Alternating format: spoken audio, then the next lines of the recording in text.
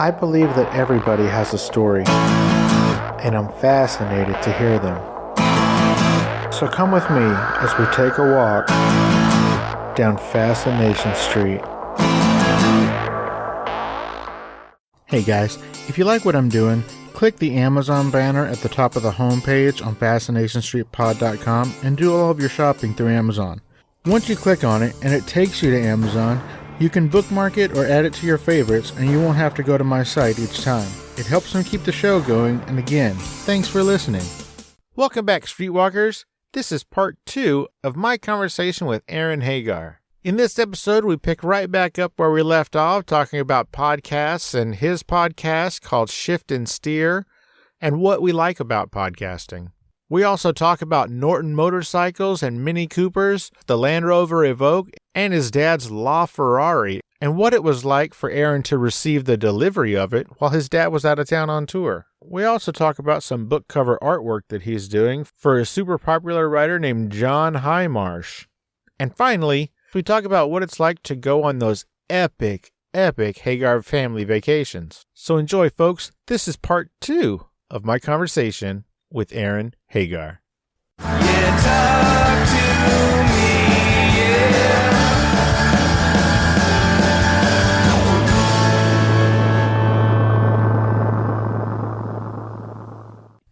So let's talk about podcasting. I know I've kept you forever, and I could talk to you until you're old.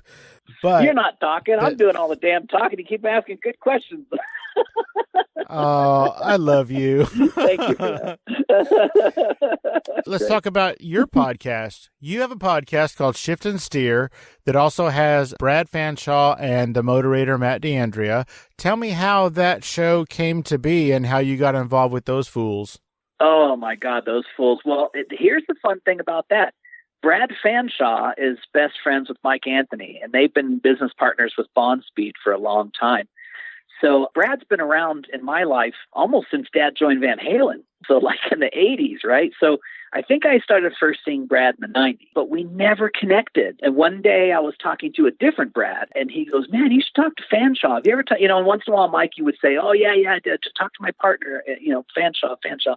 And I knew his name, but I didn't know his face. And it was at Mikey's daughter's wedding that Brad and I connected 8 years ago now, or 10 years ago. We don't remember anything about the wedding because we just sat down somewhere and just never stopped. And then a couple of years after that, we started doing events together. And then Hot August Nights, he introduced me to Pete Chaporis, and Pete and I, quote unquote, fell in love, total man crush, became very close friends, and started the podcast. And then he brought Matt on, and it was the four of us for years and years. I think we've been on the air near 3-4 years now, almost 200 episodes, and it's been a great time. I love it. I must say, it is very hard. I used to drive down there every other time. I had a little more freedom than I do now, and I was driving down there to do the podcast live when Pete was alive. And now I call in on Fridays, and it's so hard because they're in the studio together. They're face to face. They have a certain cadence. And then I'm sitting here on the phone trying to find a little window to throw something in there. And so I really appreciate the listeners being patient, because right. How is my reception? You can hear me okay through this whole podcast? Because they never seem to be able to. Yeah. I swear it's not me. We sort of talked about that a little bit before I hit record. And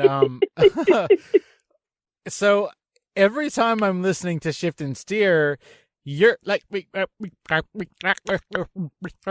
I'm like, I'm telling you, it's not me. Fuck? It's the big joke, but it's not me. But I will tell you that there's only been maybe 2 or 3 words that you didn't drop out. You just got, it was just sort of like compressed or quieter, but you didn't drop out. and on Shift and Steer, you drop out all the time. So yeah, I'm telling you, Brad's bored. So either it's all Brad's fault or the gods are with us tonight. One of those two things is true. I think it's the board. Brad's always struggling with that board. I think he got a new one, and he's still struggling with it. His phone goes brrr, the whole podcast, and it's so funny. I think it was the most recent one. His phone rang like 9 times. Oh man, I know. Hilarious. Sometimes I feel like we're so unprofessional and so off the cuff, but I think that has a certain charm. But it's like one of my favorite podcasts is Stuff You Should Know and Stuff to Blow Your Mind. I love those podcasts. And it's like I try to go back to the older ones, and I can't because they have that. Remember that old compression that sounded like it was in a tin cup or sounded like it was in a cup? Yes, it would have this, I do. It wasn't a shrill. It was just this really abrasive tone. And I just can't handle it. I'm so sorry I'm long-winded too, man. No, you're ridiculous. That's the best part. I mean, my show... I haven't seen anybody in 2 days. My show is about the guest, not about me, because nobody gives a fuck about me. It's all about the guest. Not true. Not true. No. The show is all about you. You make good choices, and that's why it's a great show. You're very sweet. Hey, speaking of good choices, please tell me that the answer is yes when I ask you, do you still have Uncle Bucky's Norton? Oh, you betcha. I will never get rid of Uncle Bucky's Norton. And real quick on that note, so Uncle Bucky, he always had 2 Nortons and 2 Minis. And he had a green, I don't know, it's like a 68 Norton 750 shift on the right. It was the beautiful, kind of a military soft green. And he had an early Mini Cooper to match. And then he had this black one that I have. And he had a 1960 Mini Cooper to match. And the Mini Coopers burned up in a fire when I was a little kid. Oh, that's heartbreaking. I've been wanting... Oh, it was. And he was heartbroken too. Those were his life, those 2 Minis and those 2 Nortons. And so I've been chasing that Mini all my life. All my life been chasing a Mini and could never really afford one. And could never really get to that point of owning one. And same thing. I fell on this one on a phone call to a friend of a friend who said there was one sitting in an auction that shouldn't be there. It was at this little Japanese import auction down in Sacramento, and it was like an oddball. And only one other guy bid on it. I got it for $3,000 and brought it home and went, oh my God, I have a Mark I 1960 Mini Cooper with a 100 horsepower race motor, gutted with a salvage title, which I got cleared up. It's got a perfect title now. And all I had to do was get a key, put a gas tank in it, a battery, and a seat, and I was able to drive it. And it's black. 1960, just like the one my uncle had, the Mamba wheels and everything. So I got to say, that vision and dream is complete. So that Mini and that Norton will stay side by side for the rest of my life, at least, as long as I can hold on to them. That's amazing. Well done. Isn't that amazing? I mean, come on. How could I ever complain about life when, I've got so many reasons just to smile every day. So back when my kids are 26 and 27, and back when they were about to start driving, I don't know how they do it in Tahoe, but here in San Antonio, like if somebody's selling a car, sometimes they'll just park it like at a store with a for sale sign on it. Right. Yeah. And I found there was 2, this was right when the brand new Mini Coopers, like right when they came back, but this was 2 old Mini Coopers. They were restored and painted and looked beautiful. They looked absolutely gorgeous. And they were literally right next to each other with a sign that said $7,500 each or $14,000 for both. And I was like, I've got 2 kids. And they were the, like the steering wheel on the right, so shifting on the left, Oh, right-hand drivers. Oh, yeah. Yeah. Oh, wow. And I was like, oh, shit, I'm going to get these for my kids. And then I was like, wait a minute. I don't know how to work on these fucking things. So if something goes wrong... they're so easy. They're so easy. Oh, man. No way, dude. There's no way.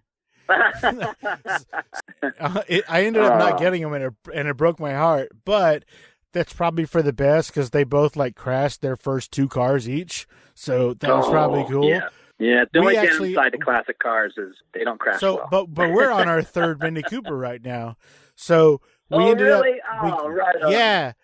So we got an 06S, which was super fucking awesome. Man, that thing was cool. And then we got I think it was a 12 coupe, whatever the first year of the coupe, the one that has the floating roof or whatever, where it looks like it's convertible, but it's not. And it's just a two-seater. Yeah. So we had those two, and then we moved to Kentucky, and, we took them, and that was cool. It was awesome.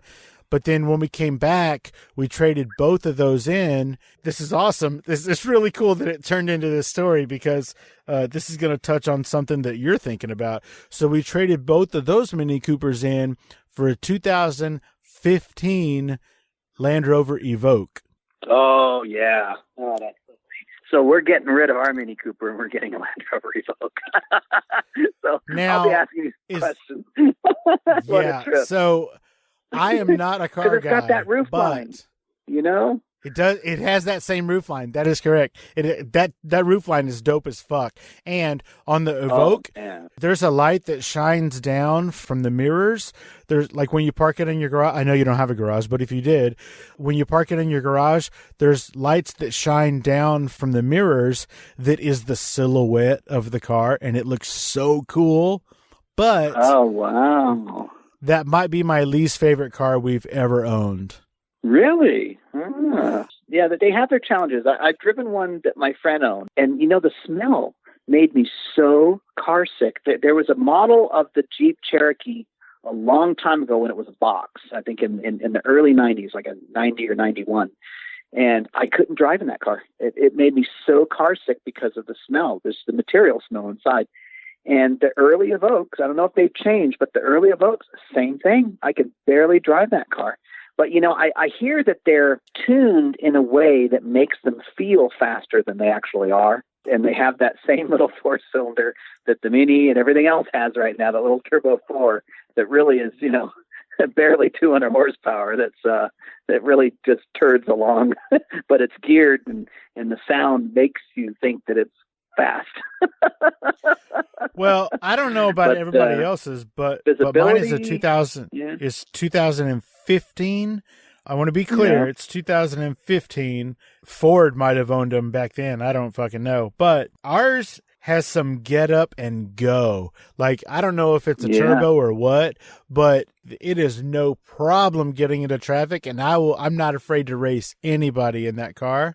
But I say anybody, I mean, within reason. I'll race anybody in a shittier car. Right. That's really what I meant. But for what it cost and for the name that's on it, I feel like it should be better. I mean, it feels like when I get into it, I'm like, wait a minute, am I in a 2006 Dodge Ram pickup? I mean, it's I guess it's got a nice interior, but it doesn't do the things that, like a brand new Toyota does. You know what I mean? Like it's just, it's not as cool as I thought it was going to be. And for what it costs, it should be a lot cooler. So obviously, I don't have to tell you, but test drive the shit out of that thing before you pull the trigger, unless it's for your wife. Yeah, like mine is actually, it's her car. It's her car. So, but the sad thing is she never drives it because she travels all the time. But the reason we got it is because it's the smallest, or at the time it was the smallest Land Rover they made, and my wife is 5'0". And so that seemed like a pretty equitable step up from the Mini Cooper.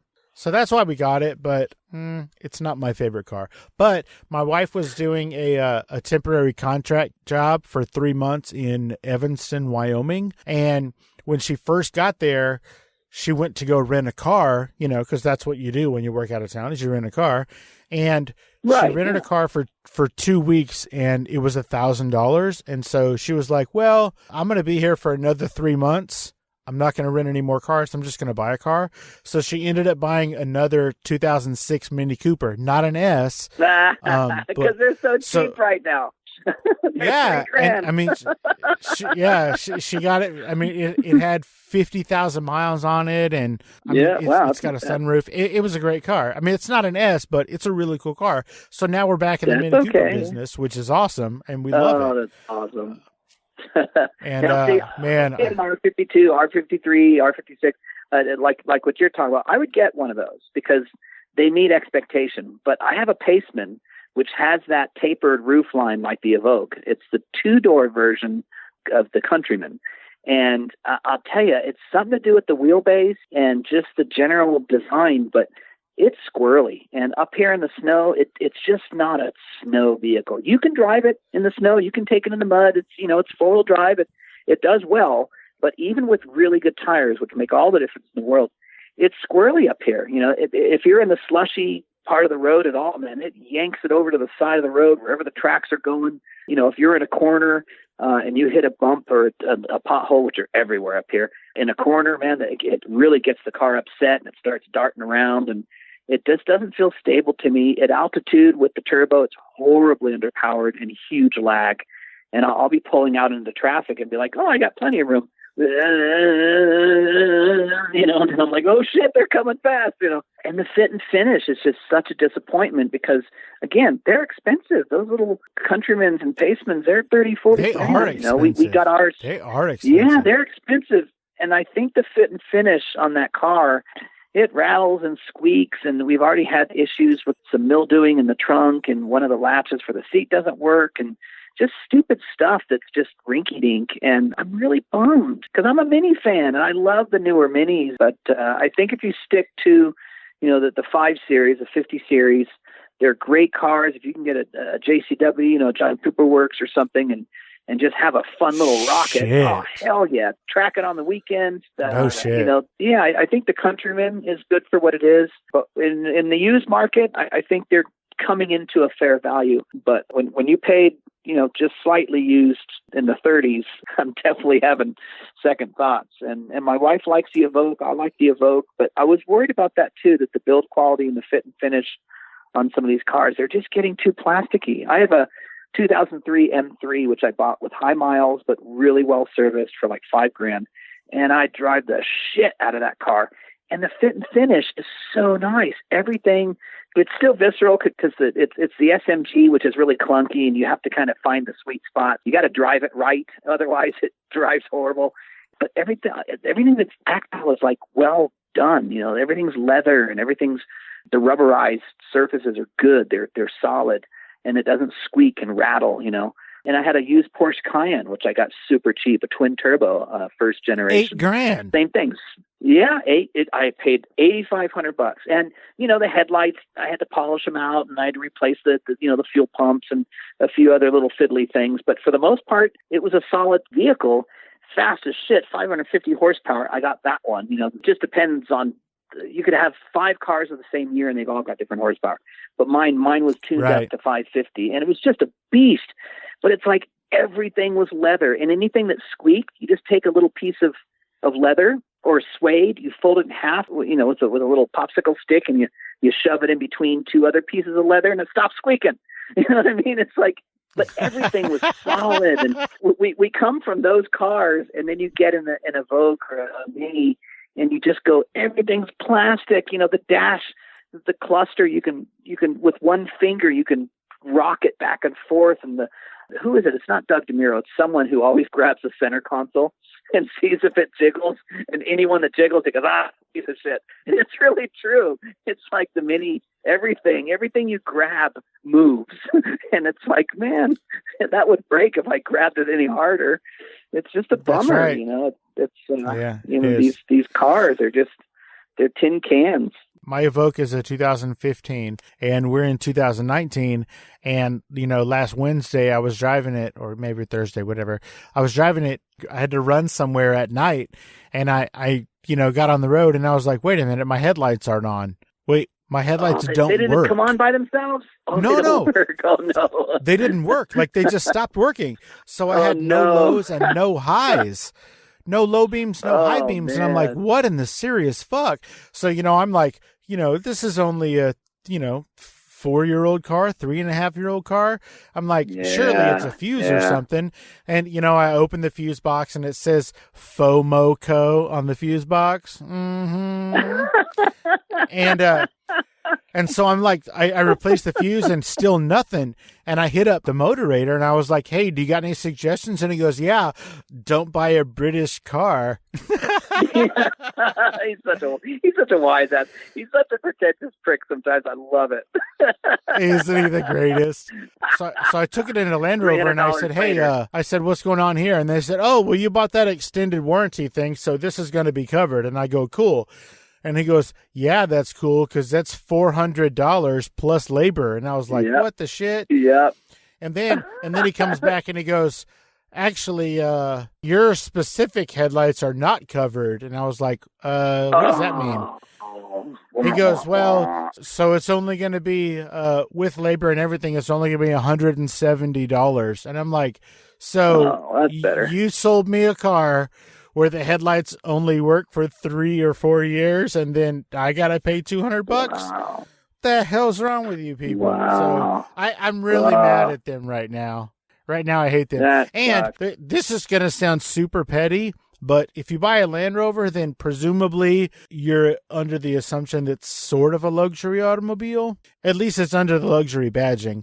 But I go to the dry cleaners sometimes, to pick up clothes, and the hanger hook in the back of that car will hold one wire hanger. Well, you have to I know remember, in that's general, the British are petty. smaller. How dare you? But you can still only put so much on one hanger. I know that's petty and dumb, but I was like, you gotta be kidding me. But whatever. But it's those little daily things. Those things count. Those things count. It's the stuff that you use and need daily. It always counts that way. And when you do find something that has accommodated that, you think, man, that was so awesome that they thought of that, because obviously they use that feature. It feels well thought out, not just designed to be fancy and cool and pretty, but have some function. There's got to be some balance to that. Well, I'll tell you, we bought my wife 2011 Jeep Grand Cherokee Laredo, base model, right? No leather, nothing fancy, and got it pretty affordable, 20,000 miles. It now has 172,000 miles, and I just today ordered 2 CV axles for the front. I've never put brakes on it. I've never replaced anything on that car. I did put leather in it early on. I got some leather skins, OEM, and reskinned the seats myself. And then we got a nice stereo, a nice head unit for it, which we just got a newer, updated one that rocks. I love the Apple CarPlay. And that thing has been flawless. There's not a button that's worn. There's not a seat that's cracked or worn. The body's in mint condition. The interior's in mint condition. There's no wear and tear on that thing.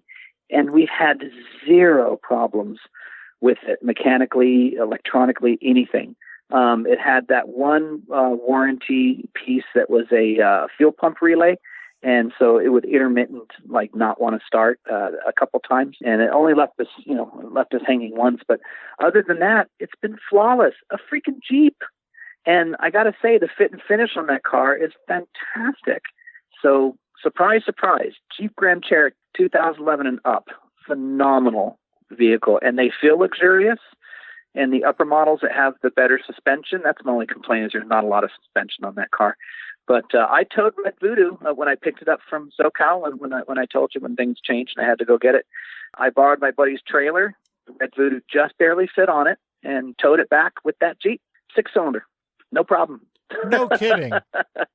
No kidding. No tow, no extra brakes, no extra cooling. Coming up the Grapevine, the RPMs will get high. It started to warm up a little bit, and then it goes into a mode, and it only lets you do like 45 up the hill, and it never got hot, never failed. As soon as you crest the hill, it jumps out of that mode, the engine cools down, no problem. It did that twice on some really steep, long grades. Other than that, nothing, not a problem. I was really blown away. But I got to say that's the big surprise for me. that Jeep Cherokee.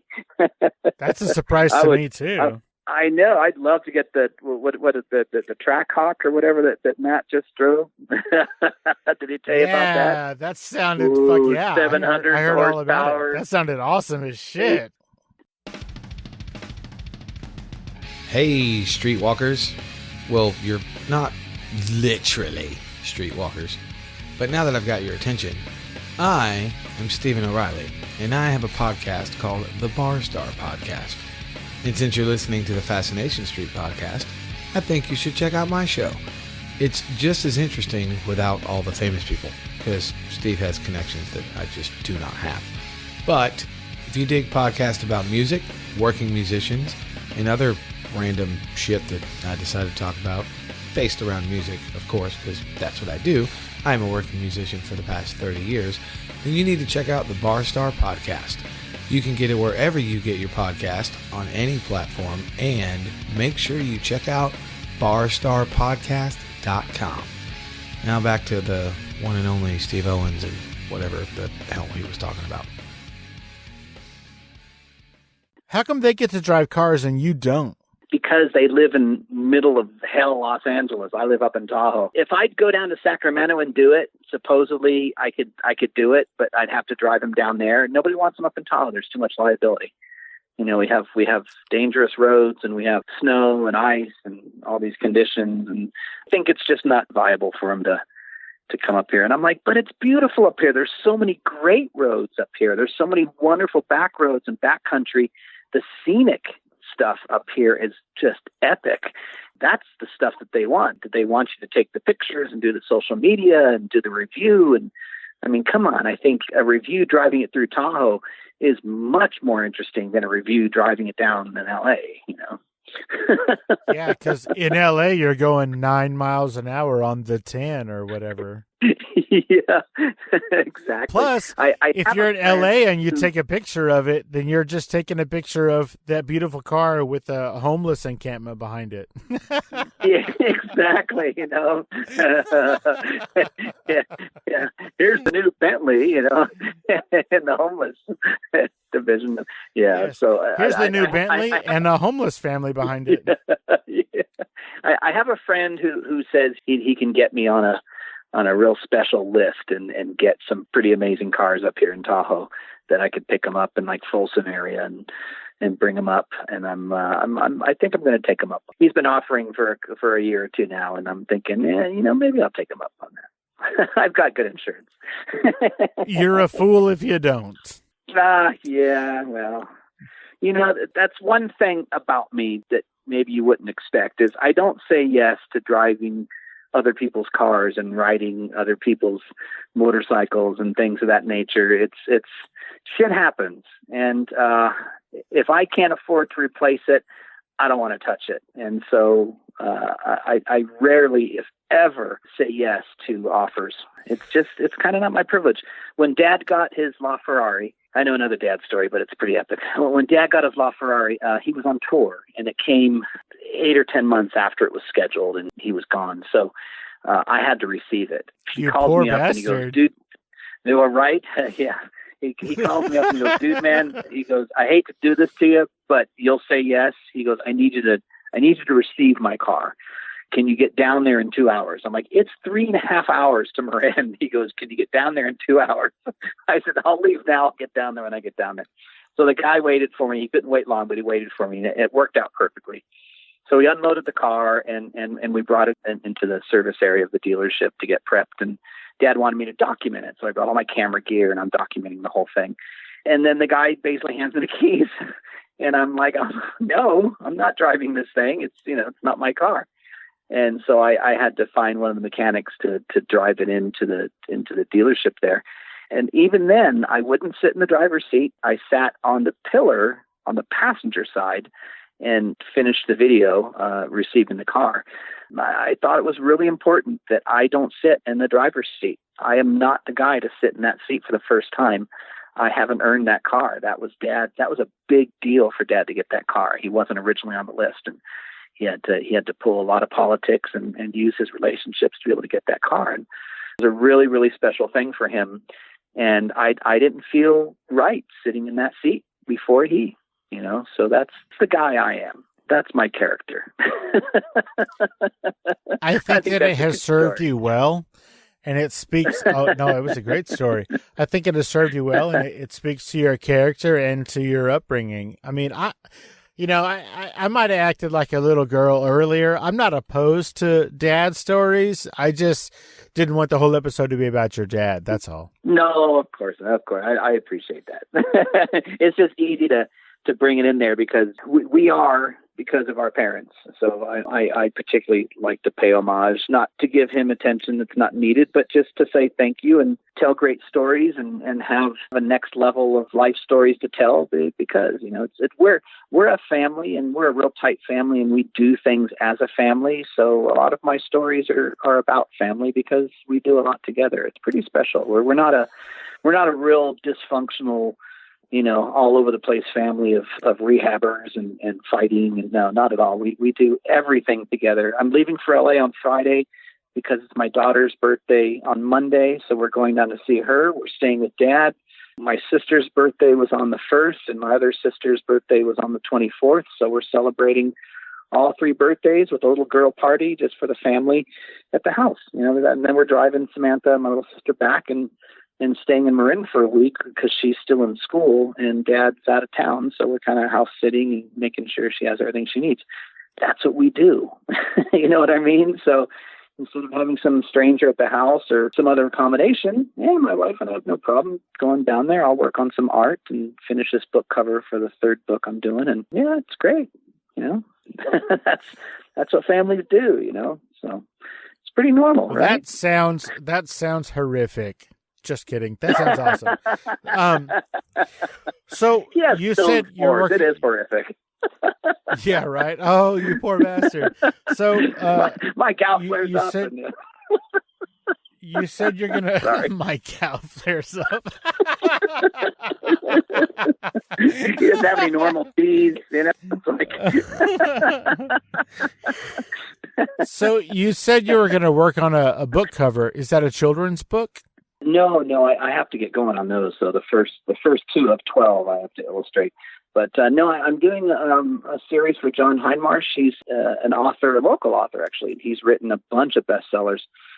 This one's urban fantasy. He did a 6-book series, and he's released 2 of them so far. And I did the covers for both of those, and I'm working on the 3rd one currently. So it's fun. It's just it's an experience job. I have that privilege that I can squeeze it in. It takes me a couple days to do a cover. It's mostly photo bashing, but I have to know my complementary colors and I have to know composition and there's some skill set in it. So it's new for me. It pays okay, but it's a fun job. And he's 80 years old and he was having some trouble with his last guy. And my name came up and we had a meeting and I'm happy to do it. So it's fun. But yeah, he's good. I haven't read them, but he's pretty popular in the genre. He writes, mysteries and thrillers and sci-fi and a couple different things. He's got a bunch of books he's published.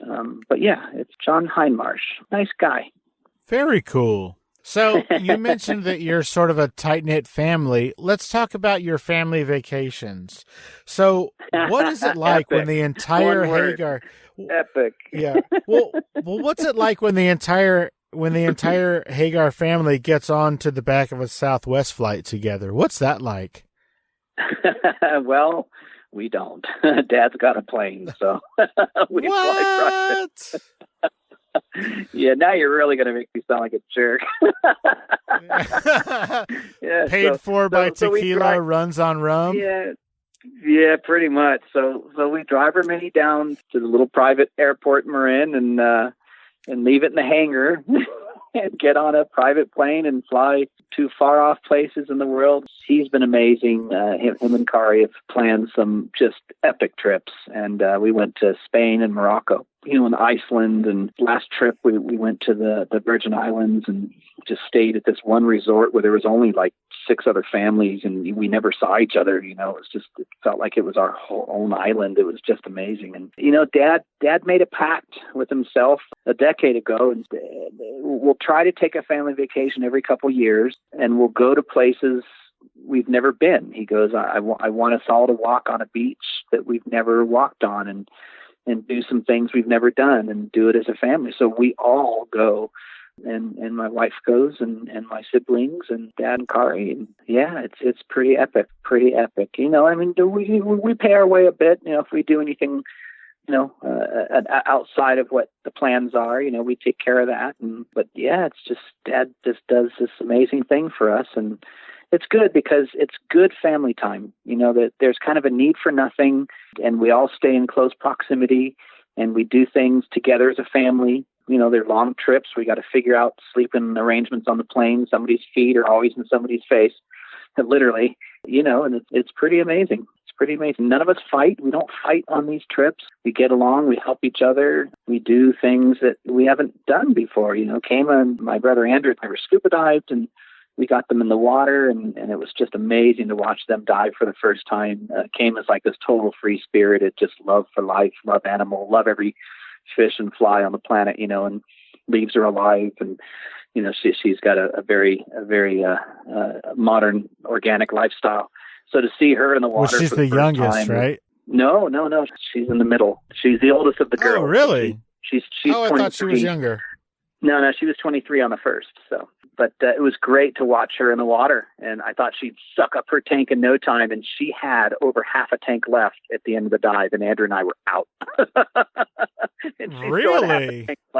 I'm like, okay, your yoga lifestyle helped. You were breathing easy. It's like Andrew and I were look at that, trying to stay neutrally buoyant. And we're up and down, up and down, up and down. If you've ever dove, every time you take a breath, you rise. And every time you exhale, you sink, but there's a delay. So it's really hard to stay neutral buoyant. And she was just cruising along, But it's really That's fun. awesome. It's fun to explore, and we eat amazing food, and I'm a total critter guy, so I'm chasing every bug and lizard around and taking a million pictures of what I find interesting things. And it's really fun. Yeah, if you look on my Instagram, I always post pictures. I try to be conservative, but Dad and my family always teases me that, 4 posts a day, it's too many. So I'm like, what? So what is 6 or 8?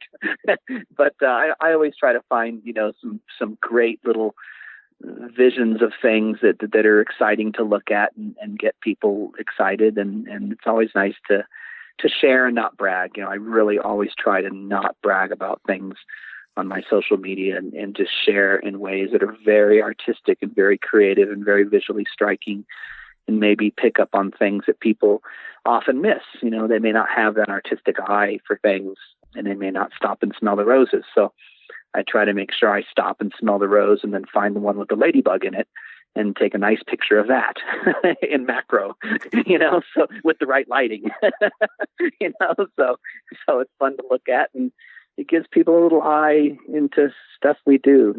It's a special life, man.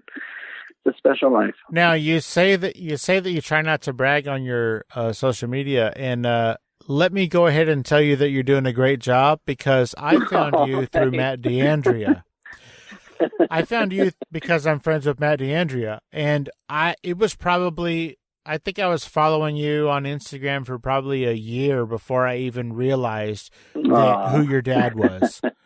And so you do post some of the most beautiful and amazing photos on your Instagram. And I'm sure it's because of your artistic eye and your artistic bent, but you could produce travel brochures. Your Instagram is fucking amazing. Oh, well, thank you. Well, I have to say, it's really flattering. It's funny you say that, because it's really flattering, because whenever I tag the resorts or some of the local businesses, I'd say at least literally a third of the time, I'll be conservative and say a third of the time, I get requests and say, hey, we're part of the travel journal for the island. You mind if we use this photo? I'm like, yeah, of course, and it's so flattering. And I love it when my photographer friends, professional photographers, are like, dude, what lens were you using for that? I'm like, I was using my phone. He's like, no way. It's so funny, it's amazing what you can do with your phone and an app these days. You can just pop the right things in the photo and turn it into some little jewelry. Yeah, no kidding. And I highly recommend everybody who's listening, follow Aaron on Instagram. We'll get to those social media plugs later, so pay attention, but absolutely follow him.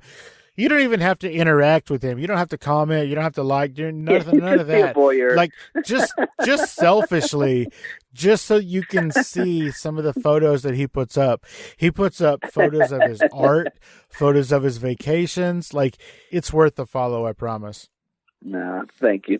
Thank you kindly. Yeah, you could just be a voyeur, just unpositive stuff. There's nothing controversial. Well, there was I shouldn't say there was one that was controversial.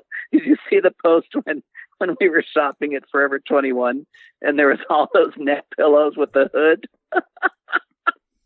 There was these that pinky was amazing neck pillows hanging on the wall, and the hoods don't stay, where they're supposed to, and they were falling through, and it was gnarly.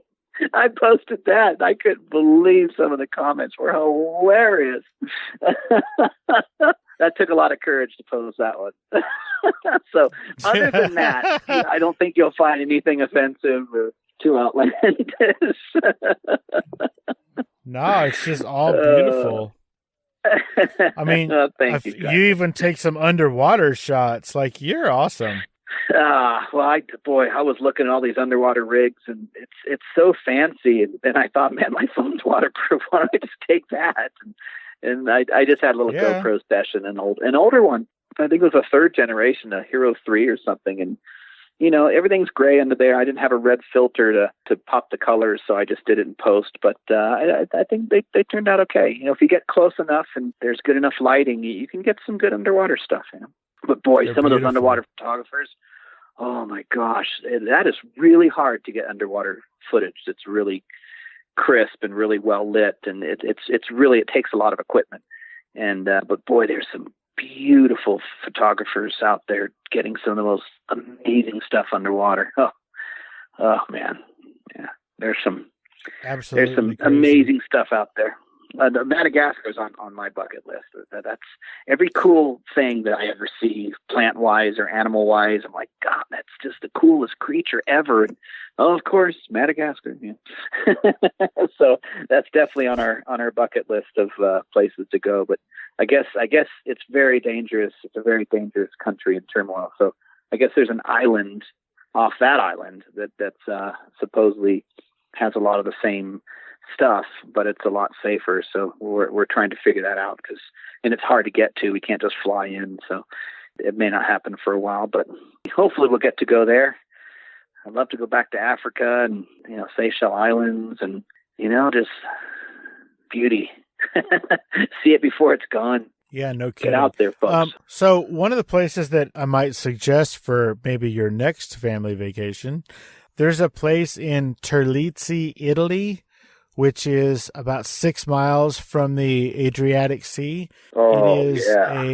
It's a 13-room, mini hotel called Villa Capelli. And I interviewed the guy who owned it. He's pretty cool. They have some really cool, like there's this sort of underground cave thing that dates back to like before Jesus. But it's just really cool. Like, you can rent out the whole hotel. It's not very expensive. And I mean that as like a regular poor person. It's not very expensive. You can rent out the whole like 13-room hotel or whatever, for your family or whatever. And they have like a vineyard, and they have their own house wine that they make from their vineyard. Wow. They make their own limoncello. They have a pool, and everybody, just about everybody has their own bathroom. It's really beautiful. You guys should check it out. And like I said, I know that guy-ish. So I can hook you up. But it's really, really beautiful. You should check it out for sure. For sure. I'll definitely share it because Dad usually goes to Sardinia, and it's just, we went there when I was a kid, and it was very different. But even he goes, that place is so expensive. He goes, it's ridiculous now. And, it's just not the same, but it's sentimental. So he keeps going back. But yeah, I would love to offer him something different, and maybe something we could all participate and go. It's beautiful. Italy's so cool. And the guy who owns it, he sort of made a name for himself as a madman. He check this out. He's actually responsible. Do you remember the Coca-Cola Max Headroom campaign? Oh yeah. Uh-huh. That's him. That was him. What do you mean? The actor? Or? No, like he was the ad guy. Like he was the advertising executive that said, "Let's do max headroom. Let's do catch the wave, Coke." Wow. And then wow. he's also the guy who did like all of the very first Super Bowl commercials for GoDaddy, like, you know, with the hot chick and the whatever. He's the dude. He's awesome. Very cool guy. Yeah, I thought you were saying it was Matt Frewer who was the actor in No, that's cool. This is the ad guy, and also he like they have like 1,000 olive trees, and they have an olive oil company with 1,000 olive trees, and like they do all this crazy stuff. But that dude is super cool, and that hotel is, I mean, that house is beautiful. I think you guys would really have a good time. I'll send you that information when we're not on please. mic. I would love to share that. And I know before we started on the podcast, we were talking about Popeye and its relation to Jeep. But how about where that film was in Malta? Dad went there one time, and I wish we could have gone, but he did that on his own. But if you guys have ever seen that old Popeye film, I think from the mid '80s, it was filmed in Malta, and they built this entire village. And it's still there. Dad went there, I don't know, probably a decade ago, and he goes, "Oh man, it's still there. It's like it's an attraction." But the water there, he said the water was cold, but the water there and everything else was so beautiful. But I always wanted to go to Malta. He said it was really hard to get to. It was kind of tricky. He said there was just nothing there. You know, I'm sure we would find there was a lot there, but for him, he said there wasn't a lot there. You know, I think he gets bored quick. But I could just live in the water, take pictures of rock lizards, you know, and live in the water. I'd be fine. Wetsuit, I don't care. But yeah, Malta is another place I'd love to go. It's like I said, I like to go outside and paint. So I'm looking at places that I'd love to sit and paint all day. You know, there's some beautiful places on this planet. Go see them, right? Get out there in the world. Get off the couch. They're absolutely gorgeous. Yeah. Absolutely. Go outside. I have a buddy who ends his podcast with, "Well, that's the show for this week. Now go out and do some shit." So I think that's really great advice. Like, go do something. Go out and do something to talk about. Absolutely. Well, I'll definitely let you know when we're at Texas, and because we're there a lot these days, it seems. I'll let you know. We'll definitely meet in person and do a little video segment and catch up a little more.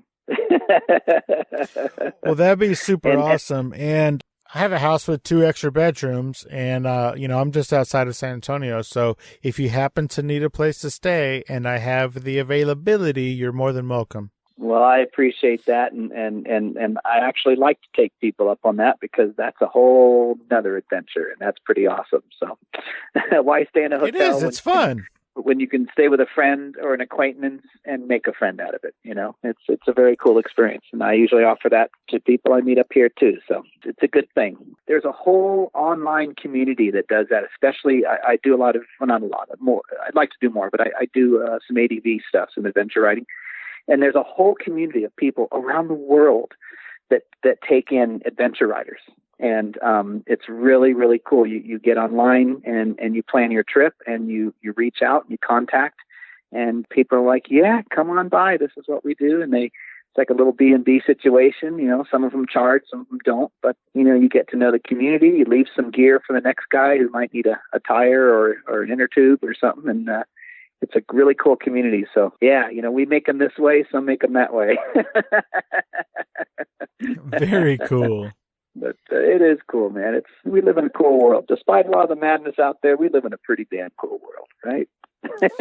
Yeah, I think that on a grand scale, it's crazy, but none of us are on a grand scale. We're all really just interacting with the people that are around us, and all of the people that are around us are pretty fucking cool. Yeah. We're not in politics. That is correct. Leave that for the idiots. My wife's home. She's looking at her watch. She's like, "Really? You guys are still talking?"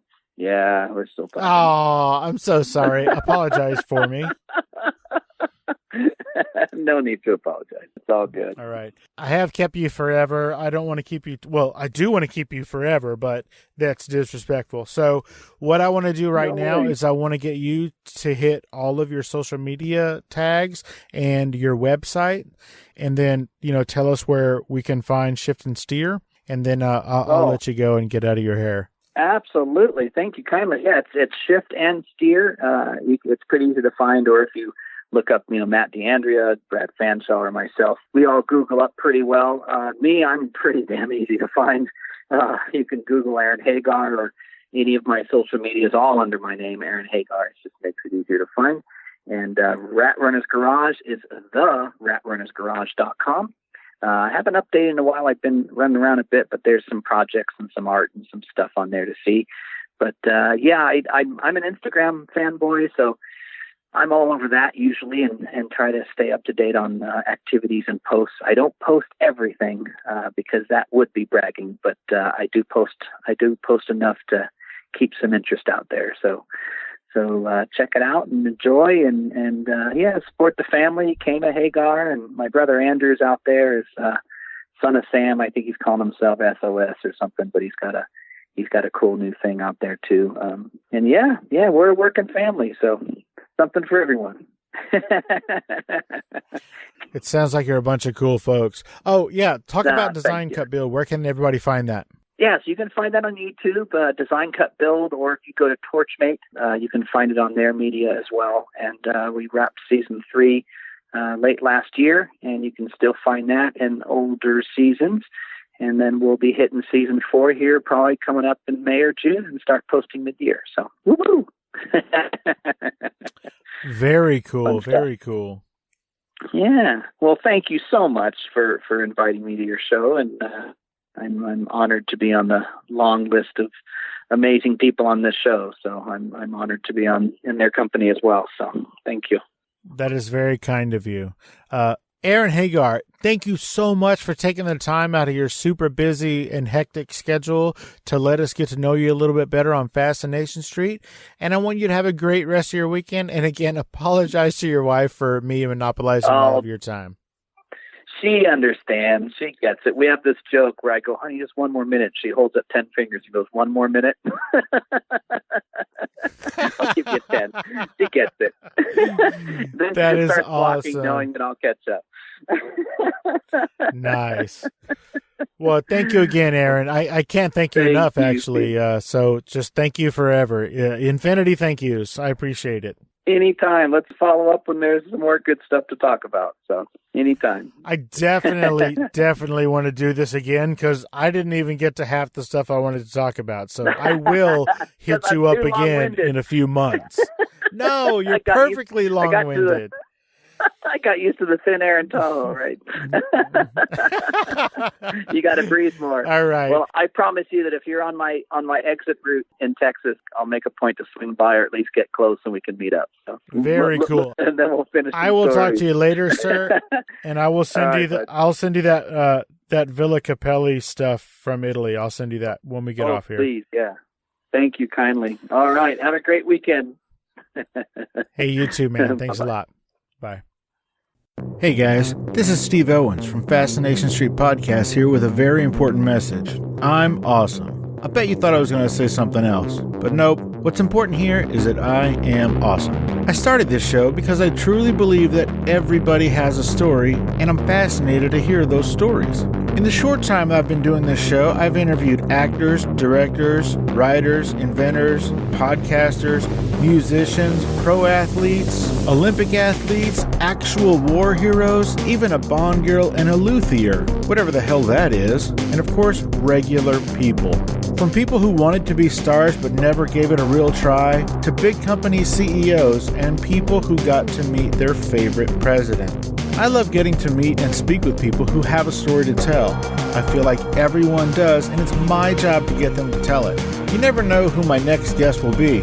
An Academy Award-winning actor, a platinum-selling musician, or your own mother-in-law. But one thing is for certain, you will be fascinated by their story. So come take a walk with me down Fascination Street. You can find Fascination Street Podcast on Apple Podcasts, Google Play, Spotify, iHeartRadio, and of course, FascinationStreetPod.com. Opening music is the song Magnolia from the 2014 album Intransigence, used with permission from Douglas Miles Clark. Closing music is Apollo from the 2001 album Into the Known by the band Sapphire. Thanks for hanging out with us and getting to know a little bit about our guest. We'll see you next time on Fascination Street.